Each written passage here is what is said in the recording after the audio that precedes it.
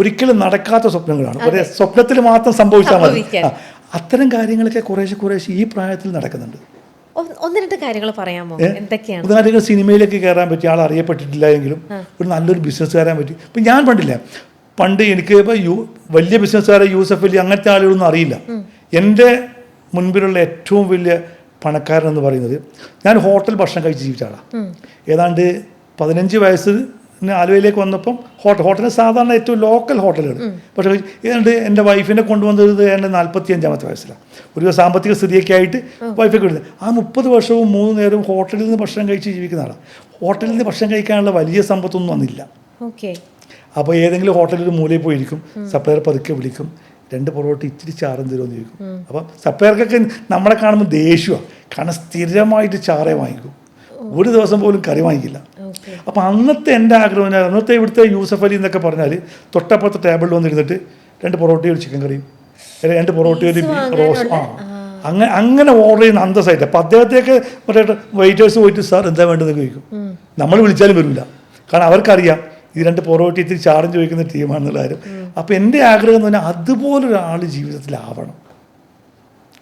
അതായത് ഒരു ഹോട്ടലിൽ കയറിയിട്ട് ഒരു സപ്ലൈയിലോട്ട് എന്താ സാർ വേണ്ടതെന്ന് ചോദിക്കുക, എന്നിട്ട് ഞാൻ 2 പൊറോട്ടയും ചിക്കൻ കറിയും അല്ലെങ്കിൽ ഒരു ബിരിയാണി എന്നൊക്കെ പറയുക. അങ്ങനെ ജീവിതത്തിൽ ഒരാളാവണം എന്ന് ആഗ്രഹിച്ചു. അങ്ങനത്തെ ആളിന്ന് 10-12 ഹോട്ടലും 19 ബേക്കറി നടത്തുന്നുണ്ട്. ഇന്നിപ്പോൾ 63 ബേക്കറിയും റെസ്റ്റോറൻറ്റും ഉൾപ്പെടെ അത്രയും ഇന്നിപ്പോൾ സ്വന്തമാക്കി എന്ന് പറയുന്നത് തന്നെ എന്തൊരു വലിയൊരു വലിയ വളർച്ച എന്ന് പറയാൻ പറ്റില്ല. 35 വർഷത്തെ ജേണിയാണ്. അതെ, 35 വർഷങ്ങളിൽ ഇതെല്ലാം ഒന്നുമില്ലായ്മയിൽ നിന്നും ഒരു പയ്യൻ നേടിയെടുത്തതാണ് ഇതെല്ലാം. അപ്പോൾ തൻ്റെ മുമ്പിൽ കണ്ടിരുന്ന ഒരു യൂസഫ് അലീനെ ഇങ്ങനെയുള്ള ഒരാളെയാണ് അത് കണ്ടത്, അല്ലേ? അങ്ങനെ ഓക്കെ. ആ യൂസഫ് അലിയെ കുറിച്ചൊന്നും എനിക്കറിയില്ല. ഇത്തരമല്ല, അന്ന് ചിലപ്പം ഇന്ത്യയിലെ ഏറ്റവും വലിയ രത്തൻ ടാറ്റ മറ്റേ ബിർളയൊക്കെ ആയിരിക്കും. പക്ഷെ അതൊന്നും അറിയാനുള്ള കഴിവില്ല. എൻ്റെ മുന്നിലിരിക്കുന്ന, എനിക്ക് അത്രയും വിവരമേ ഉള്ളൂ. എൻ്റെ മുന്നിലിരിക്കുന്ന പണക്കാരെന്ന് പറഞ്ഞാൽ ഹോട്ടലിൽ വന്നിട്ട് സാറേ വിളിക്കുന്നു, ഒരു ബിരിയാണി ഓർഡർ ചെയ്യുന്നു, വാങ്ങിച്ച് കഴിക്കുന്നു, അവനാണ് ഏറ്റവും വലിയവൻ. അപ്പോൾ അങ്ങനെയുള്ള അത്തരത്തിലുള്ള മനുഷ്യരെ കണ്ടപ്പം അവരിലേക്ക് എത്താൻ, അല്ല അവരെ പോലെ ആവാനുള്ള വഴിക്ക് എന്നുള്ള രീതിയിലാണോ ഈ ബിസിനസ്സിലേക്ക് എൻട്രി ചെയ്യണത്? ബിസിനസ്സിലേക്ക് എൻട്രി ചെയ്തത് വാപ്പാക്ക് ചെറിയ കച്ചവടം ഉണ്ടായിരുന്നല്ലോ, അത് ഒരു കേസിൽ ഒഴിഞ്ഞു കൊടുക്കേണ്ടി വന്നു. പിന്നെ ജോലി ഇല്ലാതായി. അവിടെ നിന്നാണ് ഒരു എന്തെങ്കിലും, ഇപ്പം മറ്റൊന്നും എനിക്ക് പറ്റില്ല, കാരണം വിദ്യാഭ്യാസം ഇല്ല. എവിടെയെങ്കിലും ഒരു ജോലിക്ക് പോയാലും, ഒരു ഹോട്ടലിൽ ക്ലീനിങ് പോയായിട്ടോ അങ്ങനെ എന്തെങ്കിലും ഒരു ജോലിയാണ്, അതിന് മുകളിൽ ജോലി കിട്ടാനുള്ള കാര്യപ്രാപ്തിയോ വിദ്യാഭ്യാസം എനിക്കില്ല. പിന്നെ ഗൾഫിലേക്ക് പോകാൻ അതിന് മിനിമം 10ാം ക്ലാസ്സെങ്കിലും പാസ്സാവണ്ടേ. അപ്പം എൻ്റെ അനുജനൊക്കെ ആ സമയത്ത് ബോംബെയിലേക്ക് പോയി ഫുട്പാത്ത് കച്ചവടത്തിന്.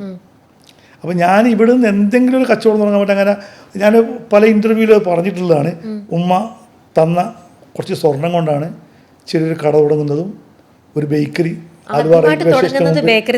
അല്ല, ആ ബേക്കറി അല്ല തുടങ്ങുന്നത്. എനിക്ക് എൻ്റെ വാപ്പ എന്നെ പഠിപ്പിച്ച കച്ചവടം സ്റ്റേഷനറി എന്ന് പറഞ്ഞിട്ട് ഈ വളയും മാലയൊക്കെ വിൽക്കുന്ന കടയാണ്. എനിക്കതേ അറിയൂ. അങ്ങനെ ഞാനൊരു കട എടുത്തപ്പോൾ അത് തന്നെയാണ് തുടങ്ങിയത്. പക്ഷെ അതിനോട് അതും ഫ്ലോപ്പായപ്പോൾ അവിടെ ഒരു മുമ്പൊരു ബേക്കറി ആയിരുന്നത് കൊണ്ടാണ് ഇത് ഫ്ലോപ്പായി പോയത്. അപ്പം ആ ബേക്കറി ഒരുവിധം കുഴപ്പമില്ലാതെ നടന്നതാണ്. അപ്പം അങ്ങനെ ബേക്കറിയിലേക്ക് 1-2 സുഹൃത്തുക്കൾ പറഞ്ഞാണ്, നിനക്ക് അറിയാവുന്ന കച്ചവടം അല്ല വേണ്ടത്, എന്താണോ ജനം ആവശ്യപ്പെടുന്നത് അത് ചെയ്യാൻ ഇന്നും തുടർന്നു പോകുന്നത് തന്നെയാണ്. അങ്ങനെയാണ് ആക്സിഡന്റലി ബേക്കറിയിലേക്ക് വന്നതാണ്. ഞാൻ ഒരു ബേക്കറിക്കാരനൊന്നും അല്ല, ബേക്കറി പഠിച്ചിട്ടില്ല. ഇപ്പോഴും ഒരു ചായക്കപ്പുറം ഉണ്ടാക്കാൻ എനിക്ക് വ്യക്തിപരമായിട്ട് അറിയില്ല. ശരിക്കും എല്ലാത്തിനെയും കുറ്റം പറയാൻ ജോലിക്കാരോട് കാര്യങ്ങൾ പറഞ്ഞിട്ട് എനിക്കറിയാം, അത് ഉണ്ടാക്കാൻ പറഞ്ഞാൽ എനിക്കറിയില്ല. അങ്ങനെയാണെങ്കിൽ ഇത്രയധികം ഇപ്പം റോയൽ ബേക്കറി, റോയൽ റെസ്റ്റോറൻറ്റ് അല്ലെങ്കിൽ ഫുഡ് കോർട്ട് എന്ന് പറയുന്നിടത്ത് നല്ല നല്ല ബിരിയാണി കിട്ടും, നല്ല പൊറോട്ട കിട്ടും, നല്ല ബീഫ് കിട്ടും, നല്ല ഭക്ഷണം കിട്ടുന്നൊരു സ്ഥലമാണ്, എല്ലാവരും പറയുന്ന ഒന്നാണ്. അപ്പോൾ ശരിക്കും ഭക്ഷണം അതിന് മുമ്പേ മുന്നേ എൻ്റെ അടുത്ത് പറഞ്ഞു, ഞാൻ കഴിച്ചിരുന്നതെല്ലാം ഹോട്ടലിൽ നിന്നാണ്, പക്ഷേ വളരെ ചെറിയ ഹോട്ടലിൽ നിന്നും ഈ പൊറോട്ടയും ചാറും. ശരിക്കും മനസ്സ് അറിഞ്ഞ് ആസ്വദിച്ച് കഴിച്ച ഭക്ഷണം എന്ന് പറഞ്ഞപ്പോൾ സ്വന്തമായിട്ട് കെട്ടിപ്പടുത്ത ഈ ബേക്കറിയിൽ നിന്ന് തന്നെയാണോ? അത് പറയാൻ പറ്റില്ല. ഇപ്പോൾ ഒരുപാട് കോസ്റ്റ്ലി ഫുഡുകൾ ഞാൻ കഴിക്കുന്നുണ്ട്. എൻ്റെ പല ഷെഫുമാരും പല വെറൈറ്റി ഉണ്ടാക്കിയിട്ടും എനിക്കൊണ്ട് സാർ ഒന്ന് കഴിച്ചു നോക്കൂ, അന്നത്തെ സ്ഥിതിയിൽ മാറിയിട്ട് സാർ കഴിച്ചു നോക്കൂ, ടേസ്റ്റ് നോക്കൂ.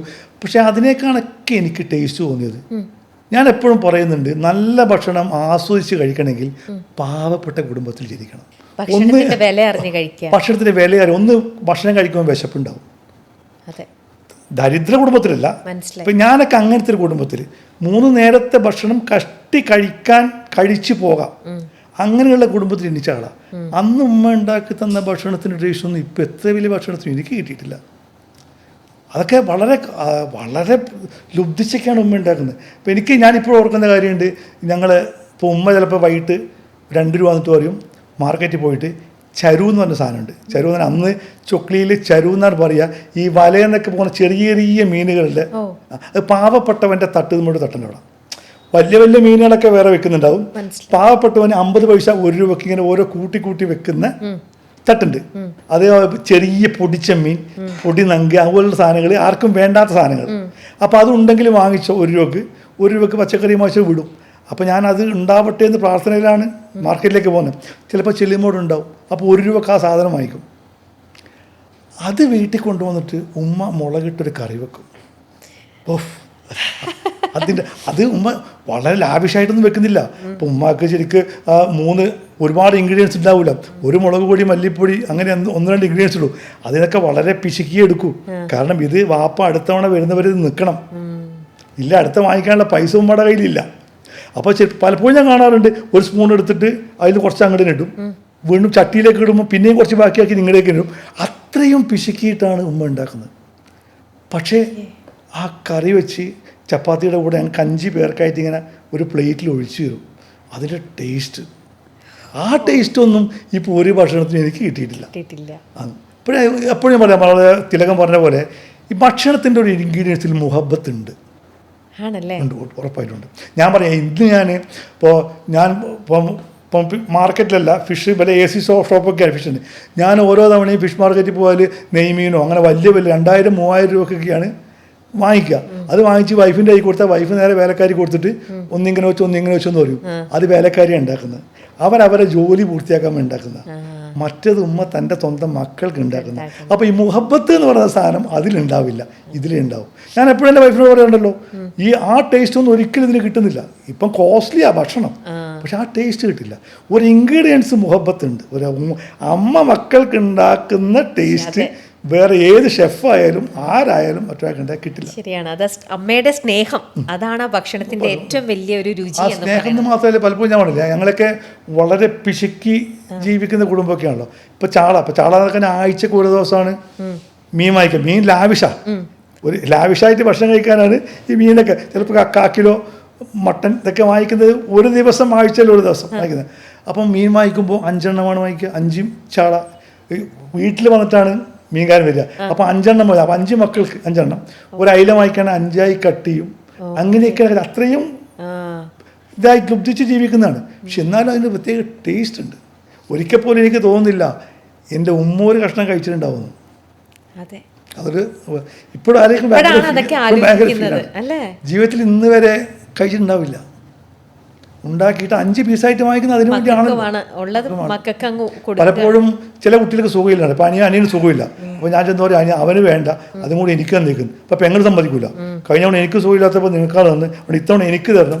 അങ്ങനെയൊക്കെ വാശി എടുക്കുമ്പോൾ ഒരിക്കൽ പോലും ഉമ്മ പറഞ്ഞിട്ടില്ല അവർക്ക് സുഖമില്ലെങ്കിൽ ഞാനില്ലേ, എനിക്ക് വേണമല്ലോ, അങ്ങനെ പറയില്ല. അത് ഒരു അമ്മക്ക് മാത്രമേ അങ്ങനെ സാധിക്കൂ.